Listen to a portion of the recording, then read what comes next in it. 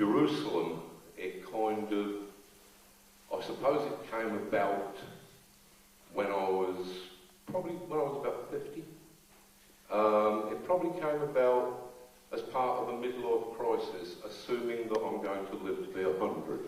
You have to start thinking about things like life and death. Not that I hadn't thought about them before, but it tends to sharpen the perception a little bit. And so I thought, okay, let me think about this afterlife business. It doesn't sound very likely to me, but what would I be prepared to put up with in the way of an afterlife? And I thought, well, heaven, all that marble gilt work, sounds a bit middle class. I would prefer something that was, I don't know, carpeted and had skirting boards, things like that. And I thought, what do I want for eternity? And I thought, I want this, basically. I want my lovely little living room with the stars painted on the ceiling. I want all my books. I want my friends. I want my kids. I want my lovely wife. I want Northampton. And I want it forever. If my ideas about time are true, everywhere is an eternal city. Everybody is an eternal being. This is Jerusalem. Everywhere is Jerusalem. Did we but realise? This chapter of Jerusalem, which is chapter 24, you're not going to understand any of it, it's going to be gibberish.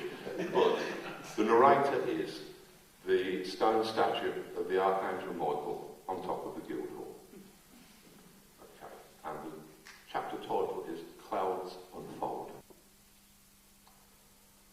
Always now, and always here, and always me. That's what it's like for you. Now, always, and here, always, and me, always. This is what it's like for me. Now, here, me. Now, always, even when it's then. Here, always, even when it's there. Me, always, even when I'm you. Even when I'm in hell and am I fallen. When am I 1,000 things? They fold up into you. You fold up into us. We fold up into him. This will be very hard for you. Above space, over history hovering, genocide and utopia in the downdraft.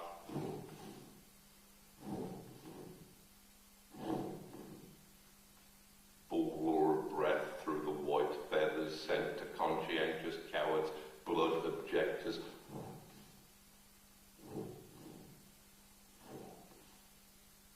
Seeing and being everything, never detached and never distant, pitying you and admiring you, endlessly angry, endlessly in love. Auschwitz and Rembrandt in the upbeat.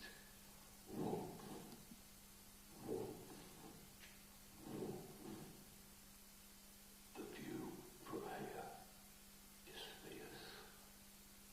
The view from here is final. From above, the world is a stupendous flayed anatomy.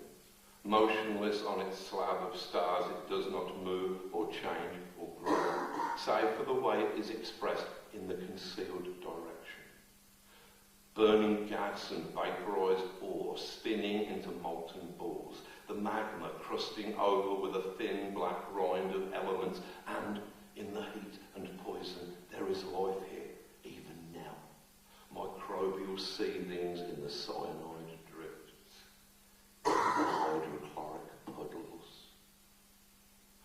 Reading Cosmos left to right, from bang to crunch, from germ cyborg and beyond, the woven tapestry unpicks itself, reorganising into new designs. The marbling of cloud changes its colour. Leaning closer like impassive doctors, mottled planet meat is visible, exposed. A skin of circumstance pinned back in plump and larded folds. The worms grow backbones and the nymphs sprout feathers. Bus routes alter and post offices are closed. Perfectly right, the scab lifts from the knee intact, reveals a waxy pinkness underneath. I know I am a text made only of black words. I know you are observing me.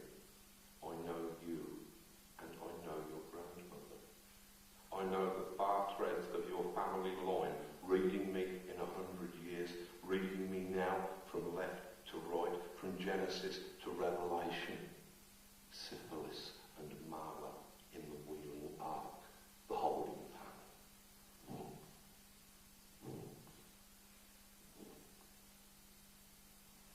In my beginnings, am I a black word against the blinding white? Am I a meaning, staining the ineffable? All my identity is in this quadrant crease, this angle, wherein am I folded down from singularity with my three brothers. Each of us, in 90 paces, count the gold degrees of our awareness, our domain. Each of us has his corner, has his pocket. Each of us has his own element to work with and his own direction of the wind. These are our nails, these are our hammers, fire and flood and hurricane and avalanche. We are the strong hand in the nuclear flash, the weak hand in the isotope's decay. We are the hand wherefrom the lightnings bristle and the hand that flings the apple or the suicide alike to earth. Full master builder.